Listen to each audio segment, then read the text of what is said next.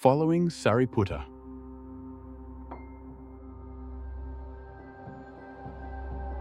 Episode 2. The Awareness of Obstacles.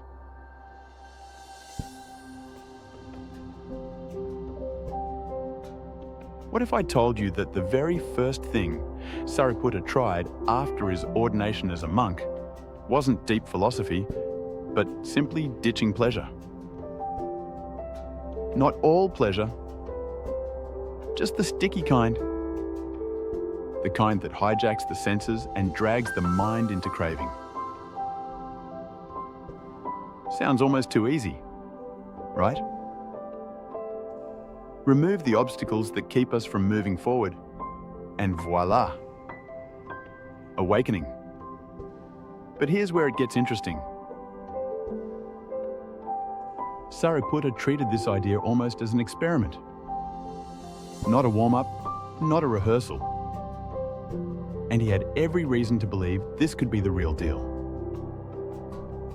After all, the Buddha himself had described sensual pleasure, sensual desire, ill will, laziness, restlessness, and doubt, all as obstacles to clarity. And so, Sariputta's logic was simple. Remove the obstacles, and the mind should reveal its hidden blueprint for enlightenment. A lot like trying to cross the street while dragging a boulder. Ditch the boulder, and the crossing will be cake. So what happened? Sariputta indeed sat in meditation, fully cognizant of the chains that the Buddha warned of, secluding himself not only from the external traps of the senses, but also from the internal hot messes that invariably hinder progress. The result was immediate and powerful. The first jhana.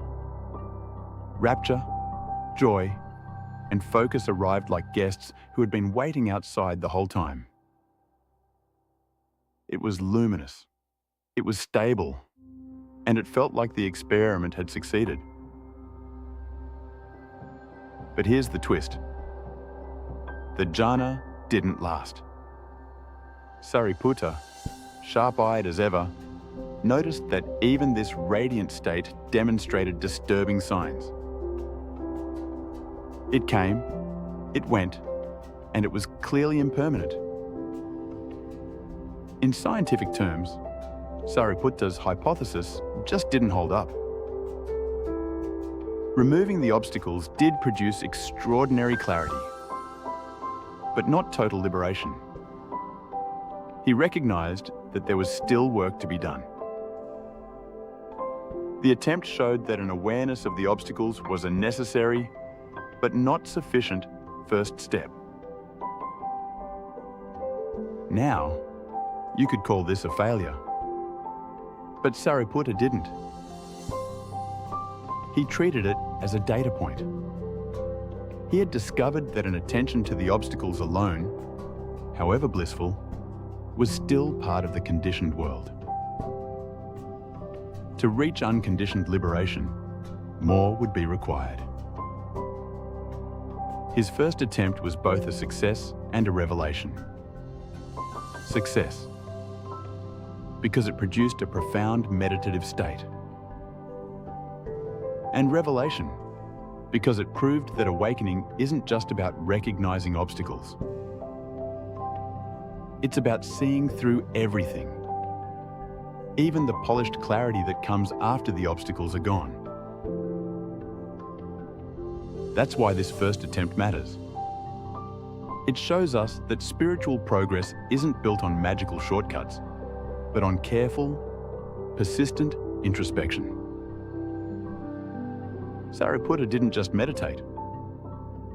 He studied, recorded, and learned. His wisdom wasn't gifted. It was earned by noticing not only what worked, but what didn't. And the takeaway? Stillness, seclusion, concentration. These can feel like the finish line, but they're not. They're the lab notes, They're the data points. They're the first, failed but necessary first step in a series of steps that would eventually lead Sariputta to complete understanding.